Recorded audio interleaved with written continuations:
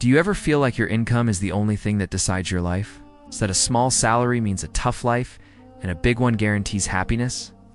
This is a common way to think, but it misses a huge part of the picture. Islam teaches us that while our provision, our rizq, is from Allah, He distributes it through causes.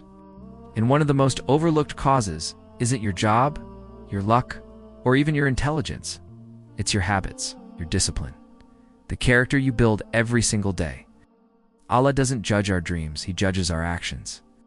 What you consistently plant in your life, your behavior, your effort, your morals, that is what you will harvest. Allah has placed a law of cause and effect in this world. You can't have a harvest without planting seeds. The Quran says, "Whoever desires the harvest of the hereafter, we increase for him in his harvest. And whoever desires the harvest of this world, we give him some of it." Notice the word harvest. It's not about instant results. It's about a field that needs to be cultivated day after day. Many of us want huge results, but we aren't patient enough to build the small, consistent habits that lead there. But Allah's system is clear. What is planted with discipline will grow. One of the biggest mistakes we make is thinking one big action can replace many small, consistent ones. But the Prophet, peace be upon him, taught us. The most beloved deeds to Allah are those done consistently, even if they are small. This is a golden rule for life and for our rizq.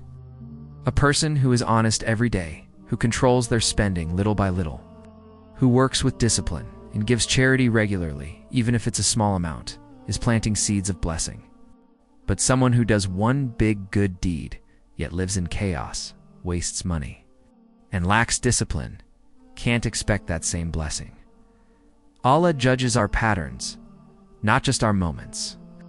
Look at the story of Abdurrahman ibn Auf. When he migrated to Medina, he arrived with nothing. His brother in faith offered him half of everything he owned. But Abdurrahman's response was simple: "Show me the market." He didn't look for shortcuts or handouts. Started from zero with honesty, patience, and consistency. And Allah opened the doors of rizq for him until he became one of the wealthiest companions. The story teaches us that true provision is built on habits rooted in consciousness of God. But what if your rizq feels delayed? It's important to remember that not every delay is a rejection. Sometimes Allah holds back our provision because we aren't ready for it yet. Not ready in character, self-control, or responsibility. The Quran tells us, if Allah were to expand provision for His servants, they would transgress on earth. This verse reveals a deep truth. Wealth requires a prepared soul. Without discipline and contentment, a large amount of rizq can become a source of destruction.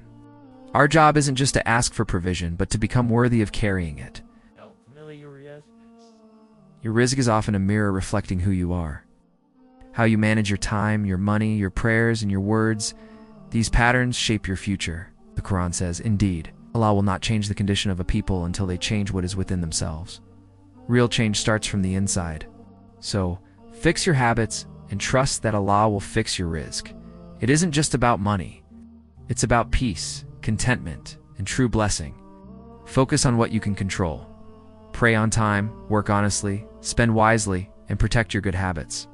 Then, leave the rest to Allah, because when your habits are built on faith, your provision will follow in Allah's way and in Allah's time. Thanks for watching.